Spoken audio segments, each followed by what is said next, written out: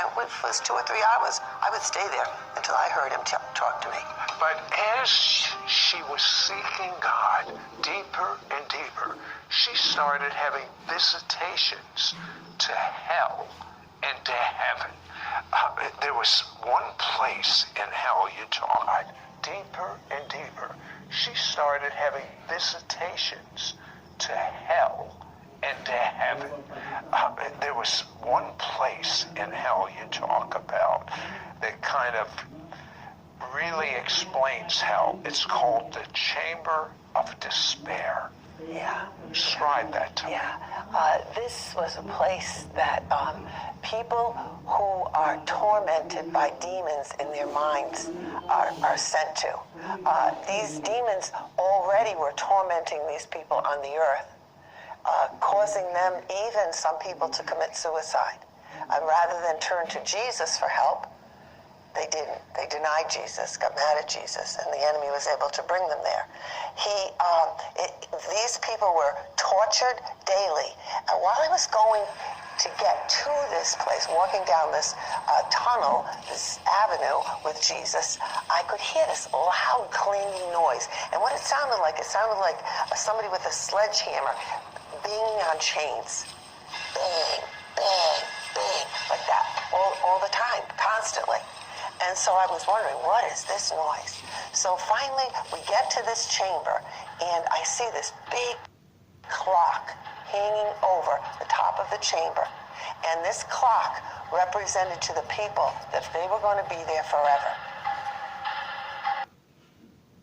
And the demons would chant to the clock. Every time the clock would chime, they would chant, "Forever, forever, you will be here.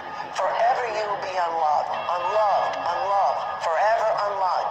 Never, never will you ever feel loved. Never, never will you leave here." Things like that, over and over and over, constantly. When one demon got tired of saying it, another one would pick up the chant. Continually, these people were tortured like that. And so Jesus and I stood there and watched this, and Jesus talked to me about it, explained to me what was going on, and then he backed away from this chamber. And as he backed away, the people that were in there recognized that Jesus was there, because there's no light in hell. It's all darkness. And so Jesus and I stood there and watched this, and Jesus talked to me about it, explained to me what was going on, and then he backed away from this chamber. And as he backed away, the people that were in there recognized that Jesus was there, because there's no light in hell. It's all darkness. The only light that was there was coming off of Jesus. And so when they recognized that there was this light that was being drawn away from them, they knew Jesus was there, and they started yelling out to him, screaming to him to help them. He said, "I can't help you now." And so I'm standing right beside Jesus, and he's got his arm around me. I'm close, and I could feel his broken heart for these people.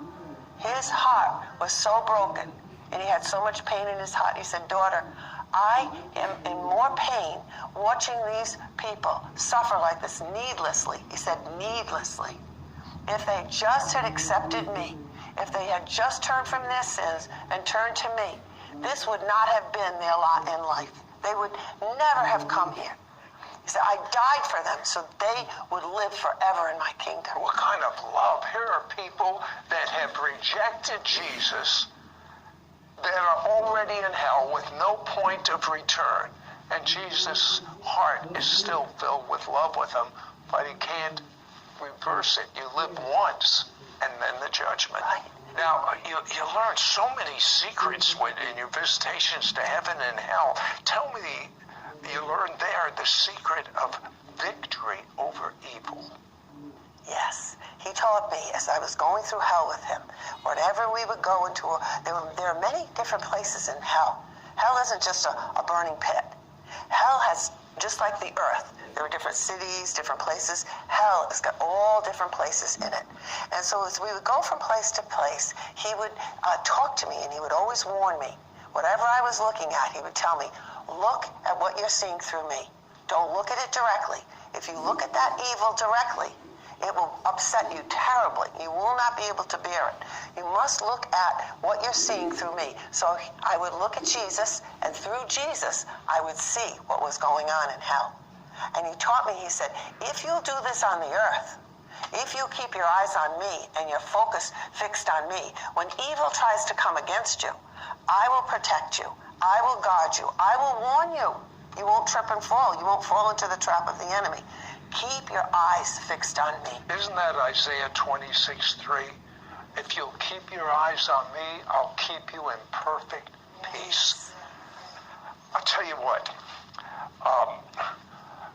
Donna came back with revelations observed in hell and heaven that will actually help you understand how pain and how sickness literally attach to people. Be right back with more. The room in hell with instruments of torture.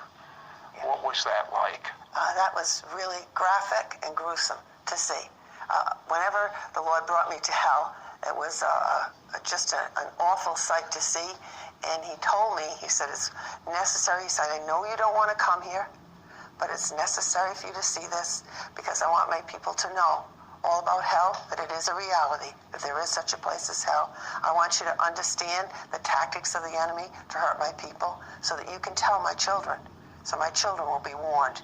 And so one of the days he brought me to this place, and it was a room full of instruments of torture. There were braces to put around people's heads and tighten them up. There were spikes to drive down people's spines. There were all kinds of saws and pickaxes, different things like that, hanging all over the room. And then I saw a demon come in. Demons, more than one, come in, grab some of these things, and rush out of the room. And so then in an instant, like you snapped your finger, I was from that room down to a city street. I was overlooking a city street in the United States. And I saw these demons riding on people's shoulders.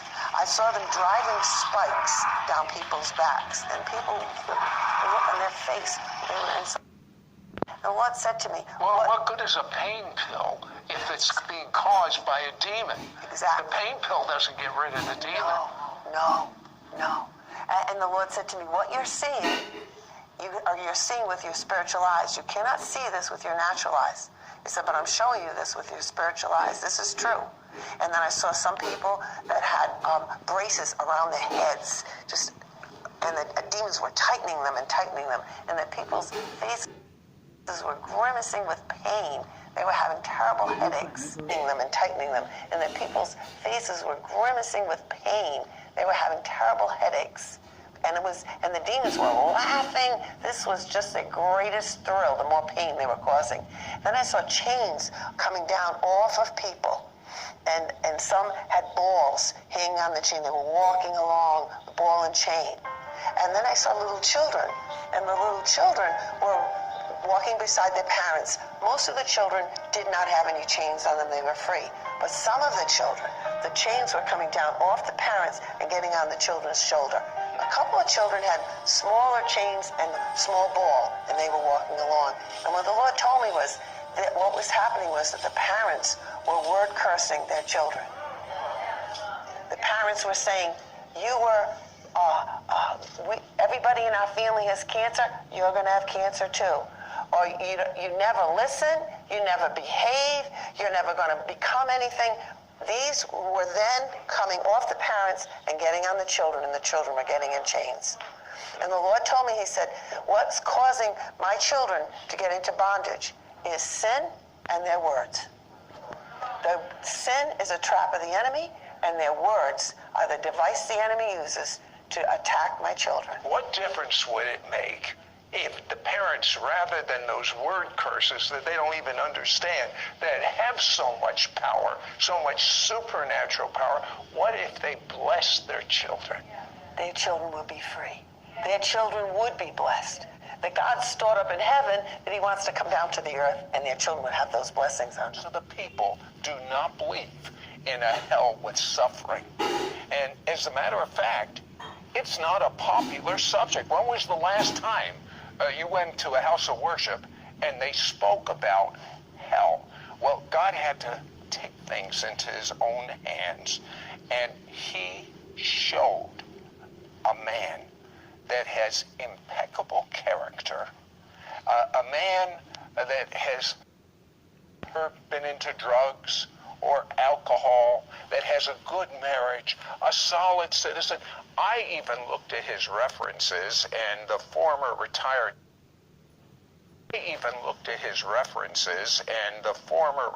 chief of police that he's known for decades gave him a character witness. I mean, if I was in Hollywood and casting someone to see hell and come back and report on it, this is the man I would have picked. We went out on the streets to find out if people believe in a hell where there's suffering and sulfur and demons. You'll be amazed at what we found out. No, I don't believe there's a hell. You know, God loves everybody, so he wants everybody to live with him up in heaven. Hell? Sometimes I think hell is on earth with all the random acts of violence and the wars and the terrorism that goes on. I think hell is here. No, I don't believe there's a hell at all. I think that's something that the church made up to control and manipulate people. Everyone's going to go to heaven because God's a good God who loves us all. As long as we live a good life and are good people, we're all going to get to heaven. Yeah, I believe there's a hell. I believe it's a place where people go if they don't ask God to forgive them of their sins. Hello, Sid Roth here with Bill and Annette Weiss. And Bill, before you had, and get this, he had a literal guided tour of hell. Before that happened, what did you think about hell? Well, Sid, I never really thought about hell. I've been a Christian for 40 years. This happened 12 years ago. But I never really studied the topic. I had no interest in it. My wife and I never see dark movies or entertain anything evil like that. But I knew it was fiery, and that was as much as I knew. So I've learned a lot since then. Okay. I'm going to take you to that date, November 23rd, 1998, and you go to bed, you get up, at what time, 3 in the morning? I got up at 3 o'clock just to get a glass of water. How'd you know it was 3? I looked at a lot since then. Okay. I'm going to take you to 3 in the morning. I got up at 3 o'clock just to get a glass of water. How'd you know it was 3? I looked at the clock.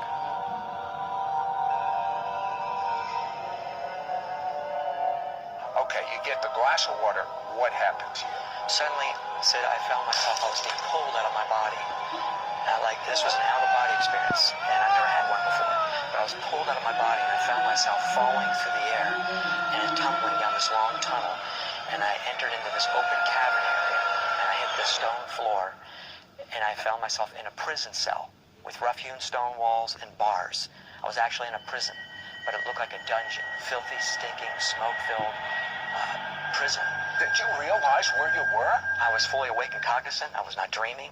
No, I understand, but did you know you were in hell? Yes, the heat was far beyond the ability to sustain life, so I knew immediately I was in hell. And there were demonic creatures in this cell with me. They were pacing like a caged animal, real ferocious, vicious demeanor, like no creature I've ever Now, seen. before this, were you one prone to visions and things like this? No, I've never had a vision before. And like I said, I was fully awake and cognizant. I was actually in this place, Sid. And to see pacing in the cell, they had extreme hatred for God, and then he directed that hatred towards me. I wondered why, what have I done to them? But the one picked me up, threw me into the wall. Tremendous strength in these demons. But wait a second now. You're a Christian. Right. You're not supposed to be in hell. Didn't you remind them? I would have. Well, Sid, the only way a Christian can see hell is in a vision. This was a vision. And God hid it from my mind that I was a Christian. He blocked it from me. There's many scriptures I could give you for that, but the purpose was so I could experience what an unsaved person would experience in hell. When everything happening all around you so fast was going on, when you came up with your first question to yourself, what was it? Well, why am I here? Why am I here? How did I get here? And I didn't understand any of this. Everything was explained on the way back, but at this moment, all I was experiencing was the pain and the torment that these demons were inflicting. You actually could feel? Yes. I could feel it. Now, I understood that most of the feeling was being blocked, and God explained on the way back that he blocked most of the pain, but he did allow me to feel some of the pain, so I could relate to people that it's not metaphorical or allegorical. It's real literal pain you're going to feel in hell. The amount I felt was enough. What was the worst experience you had on this guided tour of hell? Knowing that I'll never get out. The hopelessness. You see, that's what God wanted me to experience, what they feel there. See, if I was there as a Christian, which I was, but he hid it from me, I would know I'm getting out of here. Thank God I'm getting out of here. I don't have to stay here. But as an unsaved person, I understood I'll never get out. 10 million years will go by, I'm still there.